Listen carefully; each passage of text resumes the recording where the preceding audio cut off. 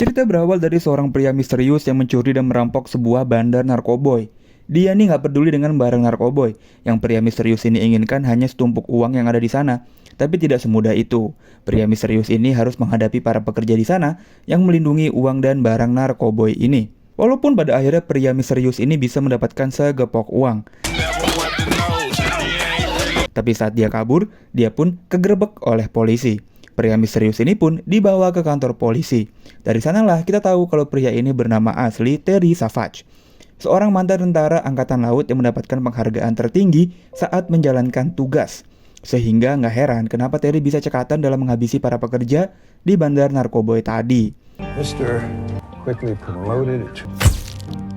Di sini Terry beralasan kenapa dia merampok dari bandar itu.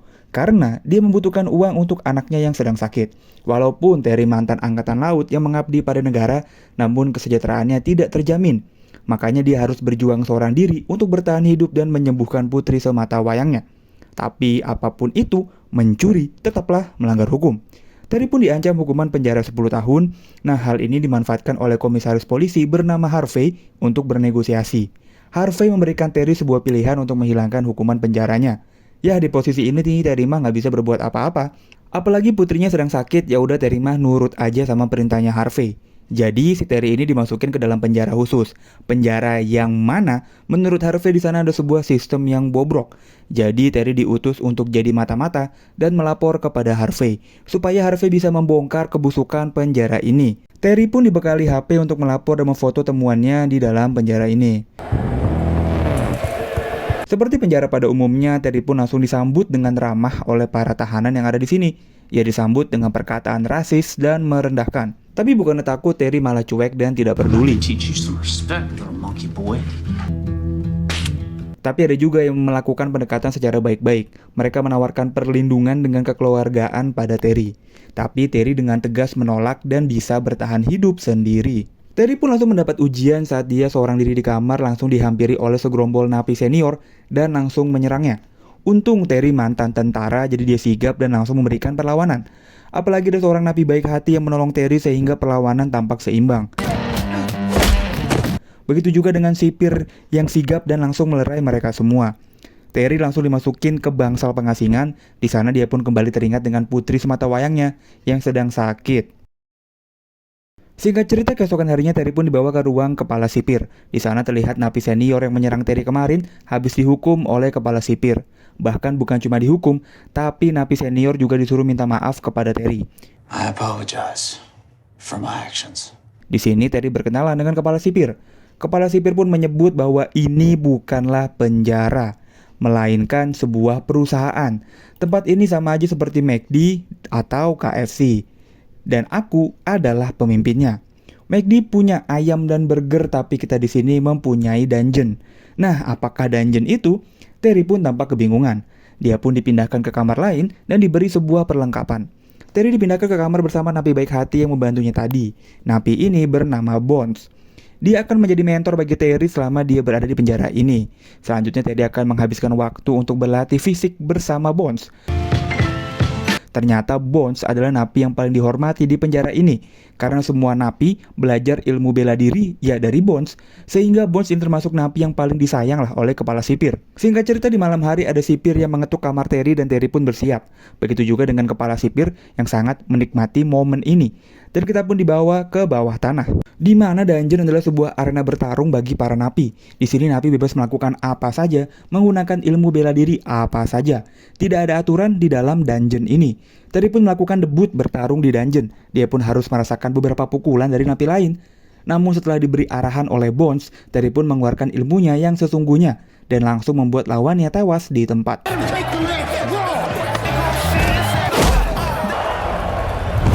Semua napi pun bersorak-sorai, begitu juga dengan kepala sipir yang sepertinya menyukai kehebatan Terry.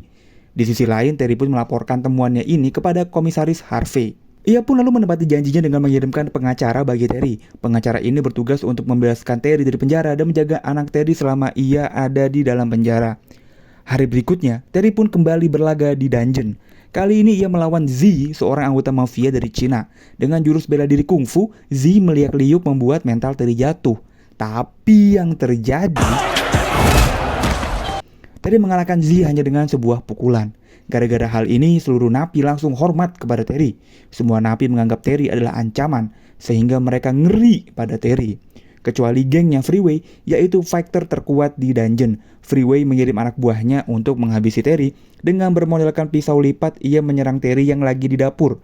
Tapi, tiba-tiba ada seorang sipir yang menyelamatkan Terry dan malah sipir inilah yang tewas. Hal ini langsung membuat kepala sipir marah. Ia nggak segan-segan langsung memberikan pelajaran bagi Freeway dan anak buahnya. Kedua anak buah Freeway langsung ditembak dan Freeway pun langsung diancam untuk jangan bermain-main. Di sisi lain, Terry makin giat berlatih karena sebentar lagi akan diadakan pertandingan puncak, yaitu Terry melawan Freeway.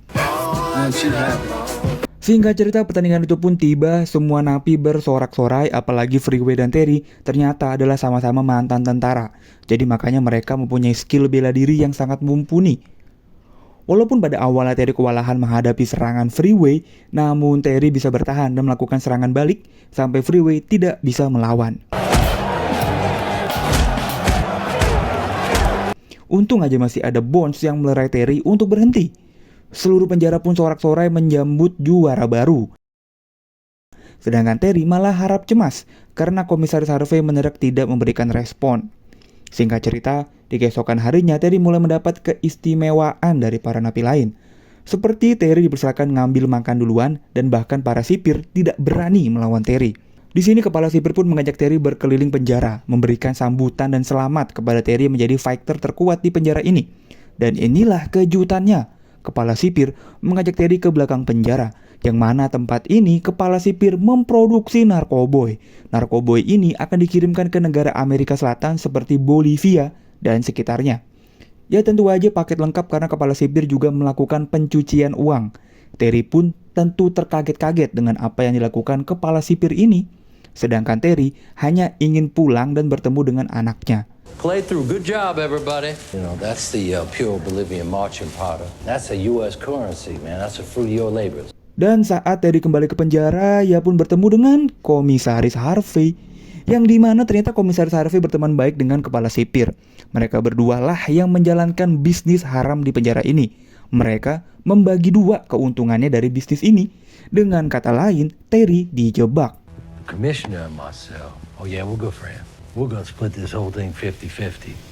Di sini pun Terry sadar bahwa tidak ada jalan keluar. Dia akan dijadikan fighter untuk melawan jagoan dari penjara-penjara lain yang sudah diatur oleh Komisaris Harvey. Tapi di sini Terry dan Bones mempunyai rencana. Rencana yang melibatkan seluruh napi yang ada di penjara ini. Terry menggunakan posisinya sebagai fighter terkuat untuk mengajak para napi bersatu. Begitu juga dengan Terry yang diam-diam memberikan rekaman seluruh kebobrokan penjara ini pada sang pengacara. Singkat cerita, tibalah hari pertandingan, di mana seorang fighter dari penjara lain bernama Chaka akan bertarung melawan Terry. Karena punya badan yang keker dan hitam, Chaka pun dijuluki fighter dari Wakanda. Ya udah, tentu aja dengan badan yang besar, Chaka dengan mudah membanting Terry. Namun dengan semangat dan rasa cinta pada putrinya, Terry berhasil mengandaskan perlawanannya Chaka.